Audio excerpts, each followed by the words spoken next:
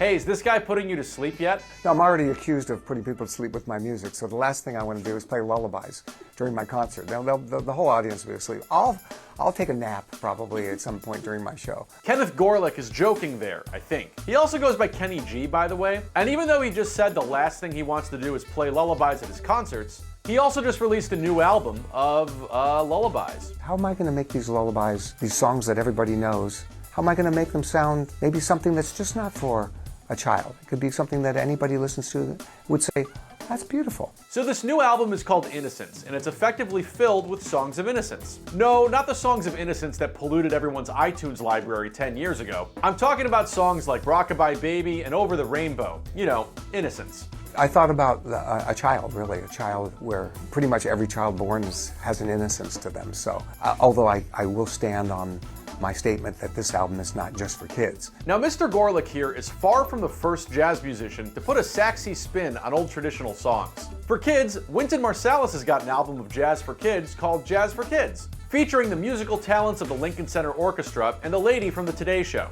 And back in the 60s, the queen of jazz herself, Ella Fitzgerald, performed Old MacDonald Had a Farm on the Ed Sullivan Show. Hey, by the way, if you think you've seen everything on YouTube, go down the rabbit hole of Ed Sullivan impersonator videos. For those under the age of 100, Ed Sullivan used to host a weekly variety show on the Columbia Broadcasting System. The Beatles showed up there for their first US TV appearance in 1964, and 10 years later, Ed was dead. And 50 years later, people are still doing impressions of the guy. Anyway, if this hasn't caused you to nod off, maybe Kenneth's Lullaby album will perk you up even more. Because you know that it's the word lullaby, you'll probably take it and go, well, I'm going to play it with my kids.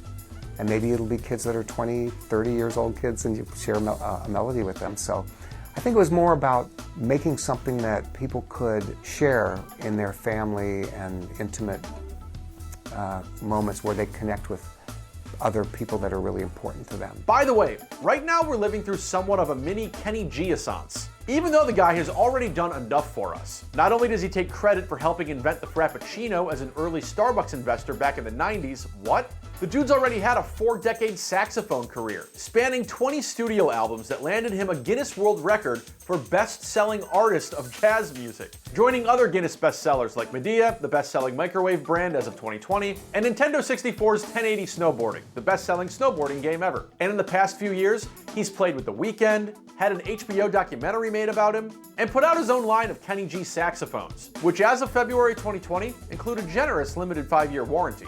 No wonder that after all this work, he's dreaming about taking a nap.